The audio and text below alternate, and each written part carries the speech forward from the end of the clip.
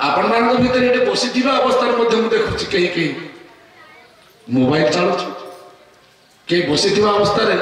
अन्यत्र चिंता चेतना भी जारी रही से कथा आक्षेप करूना कहबार उद्देश्य जे आमर जीवन जापन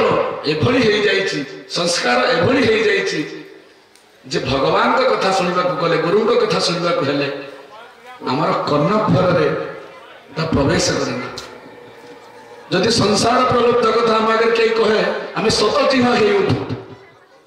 आमको स्वागत करा न गले भी आम से भाग नौ आदि भगवान का कथा पड़े से स्थान आम अव्याहत नौ यही अंतिम लग्न रे अंतरगता उपरे एक संक्षिप्त छोट कथा कही ठाकुर जीवन शुभ सांग करवा से दिन एक शुभ मुहूर्त समस्त ध्यान देवे इतस्तत भाव में बोलुवा समस्त गुरुभ्राता माँ मैंने और पिला माने समस्त को अनुरोध करुच्ची यापर साधारण सभा आरंभ हम समस्त सभा मंच को आसतु कर्मकर्ता मैंने बाहर अच्छा समस्त को पठातु से जय गुरु से दिन एक शुभ मुहूर्त ठाकुर बस माँ सुधाराणी कहते ये देखुच निकटरे माते शଯ୍ୟାଶାୟୀ पड़ी रही मुझे जाने से तुमको प्रतीक्षा कर देखी आसले भल हाँ ना ठाकुर कहले चल चल पहुंची गली से मुमूर्ष अवस्था एक कुमारी जीवन शଯ୍ୟାଶାୟୀ पड़ी रही ठाकुर देखिले चाहिए से चक्षु ठाकुर चक्षु सहित भी किसी आलाप है आखिर लतक बही चलला एवं से आलाप पर ठाकुर कहले राणी आम एटू फेरी जा माँ फेरी आसिले से कुमारी जीवन अंत घटीगला महाप्राण है से जीवन रास्ता ठाकुर पचार सुधांशु बाला सुधा गोटे कथा पचारि भी कह कौन कहून से जो मत भल पा एक कथा जानी तुम ईर्षा है ठाकुर पचार माँ से जो मत भल पाए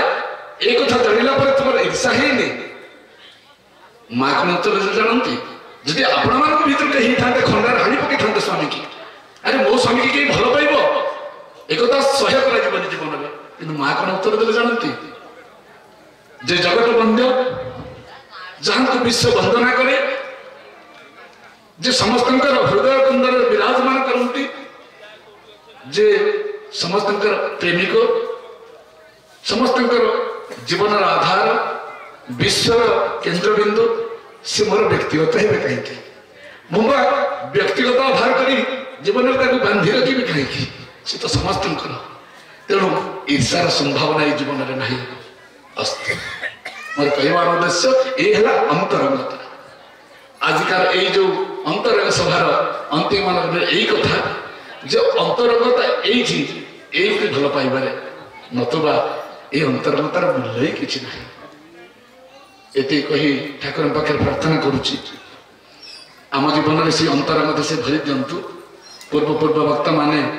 सब कथा कही जाइए आपण तात्विक आलोचना हो भक्तिर आलोचना हो भर आपण मैंने किसी शुणी मोर सतीर्थ भ्राता स्वामी चिदानंद महाराज आपण मान कहते 3 दिन धरी आपण मैंने जीवन जापन भक्ति एवं ज्ञान समस्त आलोचना भितर भाग नहीं धर्मसभा भितर भाग नहीं श्रवण कर निजर समस्त इंद्रिय को निवेश कर तो फेरीगला बेले किसी नहीं जी किसी उत्तम संस्कार नहीं जी मोर प्रार्थना ठाकुर चरण कमल आपण मान हृदय ये भक्ति बाहुरे शक्ति दिंतु जो आपण आपणकर गंतव्य मधुम आदर्श गाहित जीवन जीवन पथरे अग्रसर हूँ जय गुरु जय गुरु जय गुरु एवं अंतिम ये आम अंतरंग सभा को सांग करवा जय गुरु सर्वे भवन्तु सुखिनः सर्वे सन्तु निरामया सर्वे भद्राणि पश्यन्तु मा कश्चित् दुःखभाग् भवेत्।